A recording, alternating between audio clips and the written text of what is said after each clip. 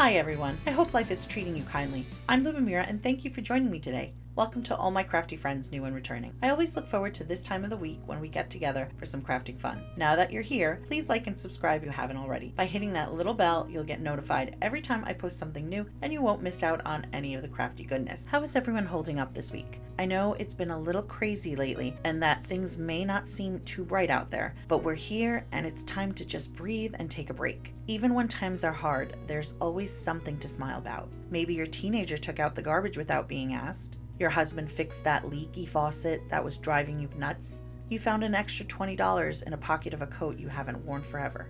Not to sound too cliche, but there has to be some rain for there to be rainbows. Speaking of which, that leads me to this week's card. I'm sharing a cheerful rainbow card using a Dollar Tree supply that I'm really excited to share with you. Actually, my husband found it, so I have to give him credit. I'm excited to share this card, so let's get into the video. I started off by creating a quick paper stencil using the Dollar Tree cloud border die. I placed the die across a piece of white cardstock and ran it through the die cut machine off camera. Next, I went ahead and masked off a border using some mint tape from scrapbook.com. The area ended up being about 2 1/4 by 3.5 inches. I used my workspace grid to place the tape straight. Using the cloud border I had cut earlier, I ink blended a cloud background using Distress Oxide inks in a rainbow pattern. I used the colors Spun Sugar, Dried Marigold, Squeezed Lemonade, Cracked Pistachio, Salvaged Patina, Tumbled Glass, and Shaded Lilac. I started from the top and lightly applied each color to its own row of clouds, moving the stencil down as I went.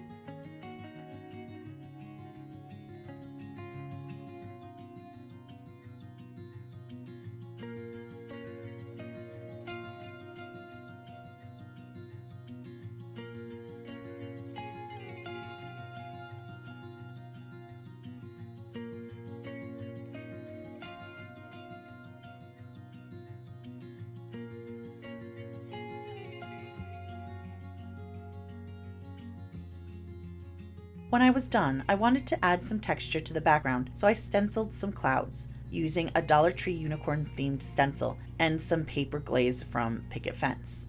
The stencil had some clouds among its design, and I masked off the other things to just use the cloud shape. Now I did this very quickly, so I didn't really do any specific setup because I wanted to be able to move the stencil freely. And at one point you may notice a little furry tootsie peeking out of the corner of your screen. Well, Gizmo decided to visit, and I couldn't just shoo him off my desk because I ran the risk of him stepping either into the jar of paper glaze or onto the card. And yes, it has happened before. So I had to stop, give him some cuddles, and a handful of kitty treats before returning to finish the stenciling.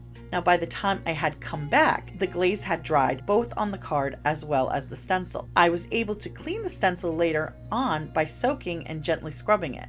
But just keep in mind, if you are using this paper glaze from Picket Fences, it does dry very quickly. I used the other stencil to finish the clouds on my card. You may notice that I left the clouds a little rough rather than smoothing them out. That was intentional. When I was done, I left the clouds to dry and moved on to the next part of the card. I usually have really good success with scrapbook.com's mint tape, but once in a while I do get a little tearing. This seemed like a small tear, but actually lifted a good chunk off, like one of those small hangnails you get around your cuticles during the winter. The ones you think you can just quickly pull, but end up ripping a zipper of an opening on your finger?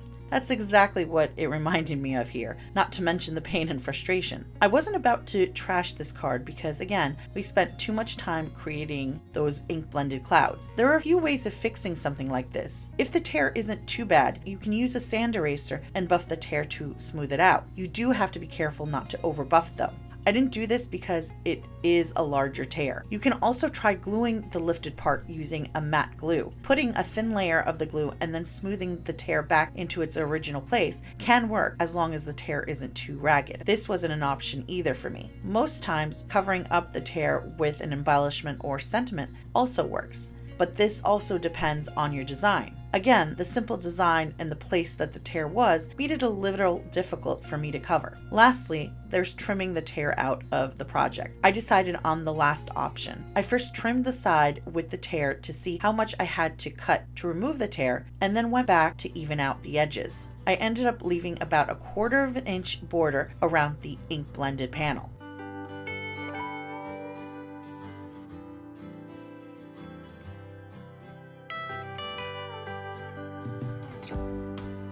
While I had my trimmer out, I trimmed a piece of teal paper from one of the Dollar Tree paper packs for my card base. I then trimmed a light gray piece of cardstock slightly larger than the ink blended panel to create a border and frame the clouds. I attached each panel using liquid glue, the teal paper to a white card base, and the light gray to the ink blended panel.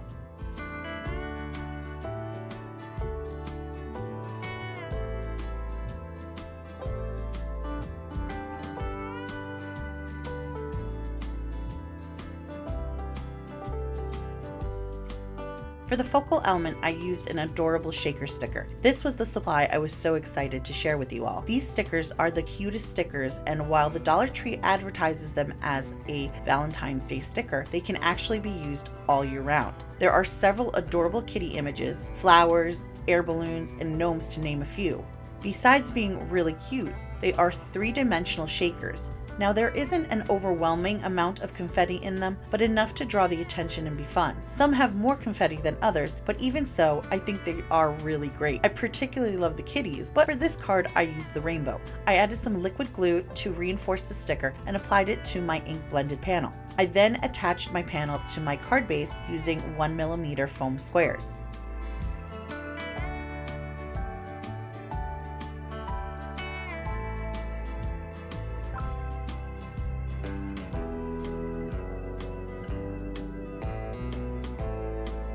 For the sentiment, I chose Have a Nice Day from one of the Dollar Tree stamp sets, the one with the birds and the flowers. I stamped the greeting in black pigment ink on a piece of the same cardstock that I had used to frame the ink blended panel earlier. When I was done stamping, I applied clear embossing powder to the wet ink and then heat set it with my heat tool.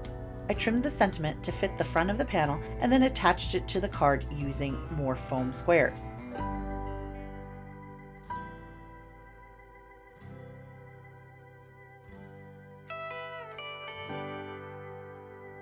Lastly, to finish the card, I added some iridescent sequins for a little bit of twinkle.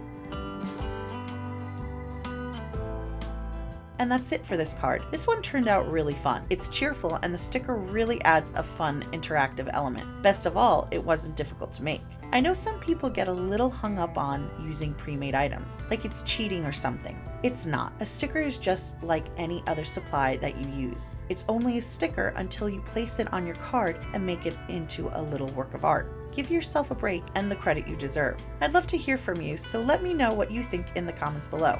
Thank you so much for joining me today. I really appreciate you stopping by. I hope you enjoyed this card as much as I did sharing it with you. Don't forget to like and subscribe if you haven't already, and as always, please leave me those comments. Your words are always a welcomed part of my week. I hope you'll join me next time for another project. Until then, have an amazing week, and I hope life treats you kindly. See you soon. Bye!